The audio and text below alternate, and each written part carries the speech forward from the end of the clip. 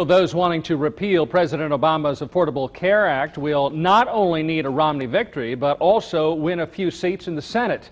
Even with plenty of mudslinging going on, Republican U.S. Senate primary candidates in Wisconsin are finding some common ground when it comes to health care. And tonight, balanced coverage as all four candidates weigh in on Obamacare.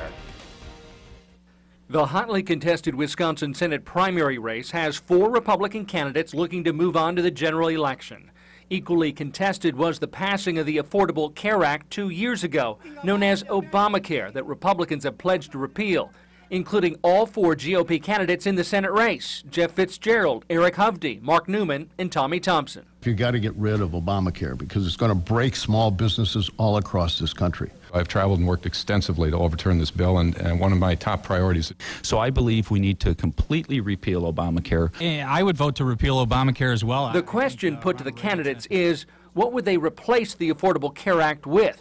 They all agree health care needs to be more market-driven, which Fitzgerald says would drive down costs. We have to make this into a market-driven approach. It is the only thing we have that doesn't deal with consumerism anymore.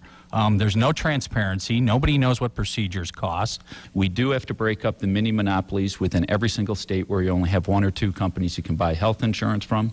We have to have meaningful tort reform across the board. We have to put the power back into individuals' hands. The candidates believe the free market approach should allow consumers to customize their health care needs and go across state lines to get what they need at a competitive price. Secondly, I'd like to put a cap in place on unintentional medical malpractice. And the third one is something that I think is very important. If you want to fix what's wrong in medicine today, we need to expand the use of health savings accounts. Thompson agrees with the other candidates, but the former Health and Human Services Director sees himself as somewhat of an expert on health care. So number one, you got to get into wellness and prevention. Change the dichotomy so that you work on keeping people healthy.